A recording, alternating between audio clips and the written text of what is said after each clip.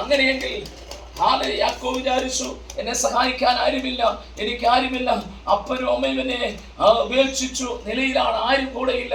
ഒരു സഹോദരനുണ്ട്, സഹോദരൻ കൊല്ലുവാൻ വാളുമായി നിൽക്കുകയാ. ഭയപ്പെട്ട് ലൂസ് എന്ന പട്ടണത്തിൽ കടന്നു ചെന്നപ്പോൾ അവിടെ ഒരു കല്ലെടുത്ത് തലയണയായി വെച്ച് കിടന്ന് ഉറങ്ങി. ആരും കല്ല് തലയണയായി വെച്ച് ഉറങ്ങുകയില്ല.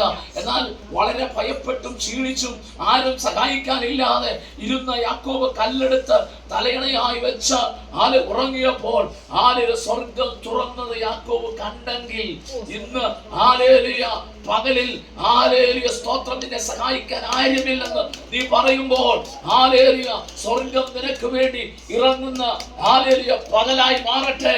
ഇന്ന് പകൽ ദൈവത്തിന്റെ പ്രവർത്തിക്കായി സ്തോത്രം ചെയ്യുകയാണ്. നന്ദിയോടെ കർത്താവിനെ സ്തുതിക്കുകയാണ്.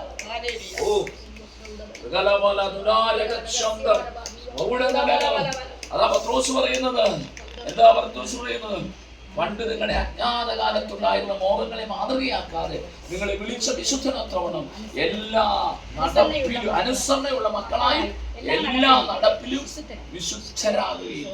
നോക്കണമേ, യാക്കോബിന്റെ ഭവനത്തിൽ ലാബാന്റെ ഭവനത്തിൽ ചെന്ന സമ്പത്തോടെ മടങ്ങി വരുമ്പോൾ കല്ലെടുത്ത് നാട്ടിവെച്ച് എണ്ണയൊഴിച്ച്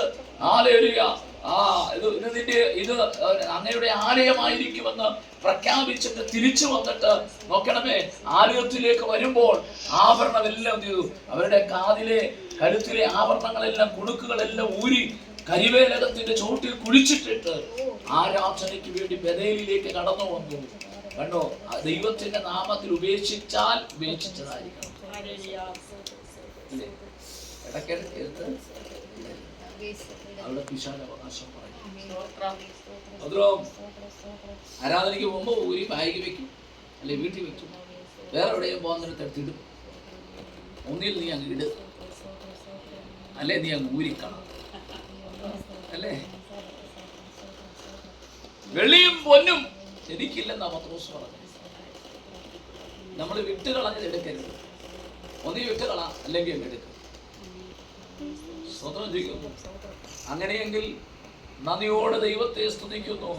പഴയ നിയമത്തിൽ പോലും ലൂസ് എന്ന പട്ടണം, ലൂസിനെ ബഥേലാക്കിയ കല്ല് നാട്ടിവെച്ച് എണ്ണയൊഴിച്ച് ആലയമായ ആകുമെന്ന് പറഞ്ഞ സ്ഥാനത്ത് മടങ്ങി സമ്പത്തോടെ മടങ്ങി വരുമ്പോൾ അത് ഓർത്തിട്ട് ആ നേർച്ച നേർന്നത് ഓർത്തിട്ട് ആ കുണുക്കുകളെല്ലാം എന്ത് ചെയ്തു? ഉപേക്ഷിച്ചിട്ടാണ് യാക്കോബ് വന്നത്.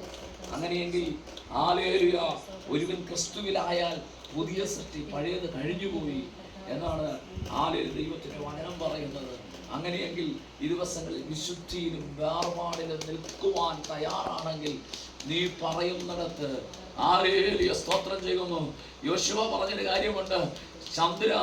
സൂര്യ നീ ഗിബയോനിലും ചന്ദ്ര നീ അയോനിലും താഴ്വരയും നിൽക്ക എന്ന് പറഞ്ഞപ്പോൾ ഒരു ദിവസം മുഴുവൻ സൂര്യനും ചന്ദ്രനും നിശ്ചലമായെങ്കിൽ നീ പ്രമാണത്തിൽ നിൽക്കുന്നവനാണോ? നീ പ്രമാണത്തിൽ നിൽക്കുന്നവരാണോ?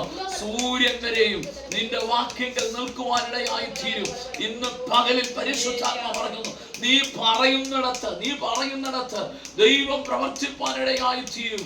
സൂര്യനെ ഒരു ദിവസം മുഴുവനും നിശ്ചലമായി നിർത്തുവാൻ ഒരു അഭിഷിക്തന് കഴിഞ്ഞെങ്കിൽ നിന്റെ വാക്യങ്ങൾ സൗരയുധം വരെ പിടിച്ചു നിർത്തുവാൻ കഴിവുള്ള ഒരു ദൈവത്തെയാ നീ സേവിക്കുന്നത്. ഇന്ന് പകലിൽ ദൈവത്തിന്റെ പ്രവൃത്തി അവിടുന്ന് വെളിപ്പെടുന്ന വലിയ കൃപയ്ക്കായി ഞങ്ങൾ അങ്ങയെ സ്തുതിക്കുകയാണ്.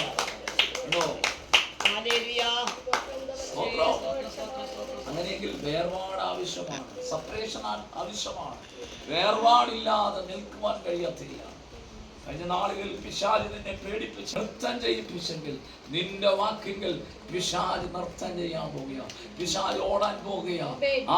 മനുഷ്യർ നിന്നെ കബളിപ്പിച്ചെങ്കിൽ ഈ ദിവസങ്ങളിലൊന്നും ഉറച്ചു നിൽക്കാൻ തയ്യാറാണോ? വചനത്തിൽ നിൽക്കാൻ തയ്യാറാണോ? വേർപാടിൽ നിൽക്കാൻ തയ്യാറാണോ?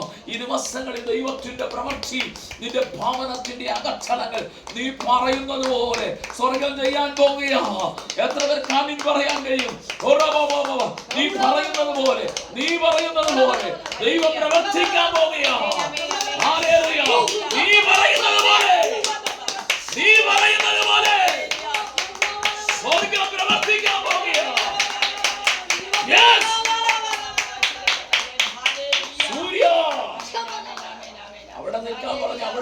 ചന്ദ്ര നീ അവിടെ നിൽക്കാൻ പറഞ്ഞ അവിടെ നിൽക്കും.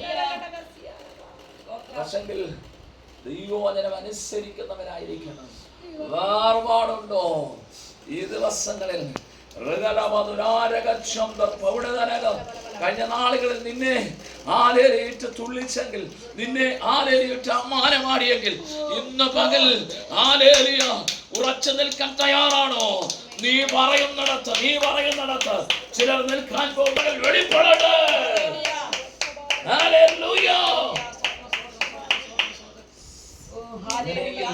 പണ്ട് നിങ്ങളുടെ അജ്ഞാത കാലത്തുണ്ടായിരുന്നു മോഹങ്ങളെ മാതൃകയാക്കാതെ നിങ്ങളെ വിളിച്ച വിശുദ്ധരൊത്തപ്പെടും. സ്തോത്രം ചെയ്യുന്നു. എല്ലാ നടപ്പിലും വിശുദ്ധരാകും. നടപ്പെന്ന് പറയുന്നത് പ്രവൃത്തിയെ കാണിക്കുന്നതാണ്. നമ്മുടെ പ്രവൃത്തിയെല്ലാം വിശുദ്ധമാകണം, കർത്താവിന് പ്രസാദമുള്ളതായിരിക്കണം. എങ്കിൽ ഹല്ലേലൂയ ദൈവത്തിന്റെ പ്രവൃത്തി ഭവനത്തിന്റെ അകത്തളങ്ങളിൽ വെളിപ്പെടാൻ പോകുകയാ. നന്ദിയോടെ ദൈവത്തെ സ്തുതിക്കുന്നു. ഹല്ലേലൂയ. സ്തോത്രം ചെയ്യുന്നു.